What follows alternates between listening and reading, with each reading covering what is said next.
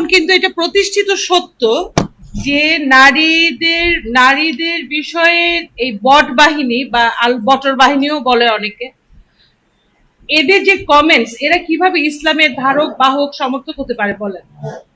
এই প্রশ্নের উত্তর কিন্তু জামায়াতে ইসলামীর নেতারা আজ পর্যন্ত আমাদের কাছে কোন রকম একটা বিবৃতি বা একটা মন্তব্য বা একটা বক্তৃতা ভাষণে কিন্তু একটা ডিরেকশন ওনারা ওনাদের নেতা কর্মী সমর্থকদেরকে আজ পর্যন্ত দেন নাই যে ভাই দয়া করে আপনারা যদি জামাত ইসলামী সমর্থক হন তাহলে কোনো নারীর প্রতি অনলাইনে অশ্লীল কুৎসিত অশ্রাব্য কথাবার্তা লিখবেন না।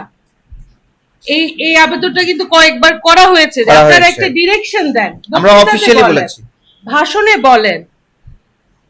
এটি কিন্তু ওনারা করেন নাই, তার মানে আমরা কি বুঝে নিব বলেন? ওনারা তো যে আমাদের মানে মানসিক ক্ষতি করছে তার ইসলামের ক্ষতি করছে, তো করছে কিনা? মাজার ভাঙা নিয়ে জামাতে ইসলামীর আজ পর্যন্ত কোনো বিবৃতি আপনারা দেখেছেন? একটা বক্তব্য শুনেছেন কোথাও?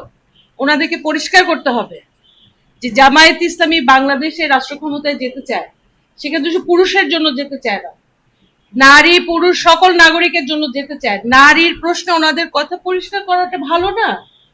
কিসের শরিয়া আনবেন, কোনখানে শরিয়া, কতটুকু শরিয়া, কার জন্য প্রযোজ্য শরিয়া, এগুলো কথা ওনারা পরিষ্কার করেন নাই। মাজার ভাঙার ইস্যুতে ওনারা ওনাদের অবস্থান পরিষ্কার করেন নাই কিন্তু আজ পর্যন্ত।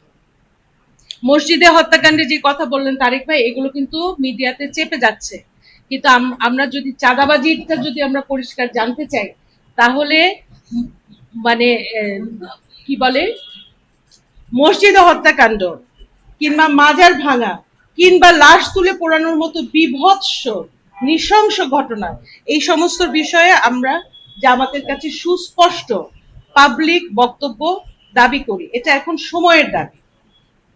আর আরেকটা বিষয় আমরা একটু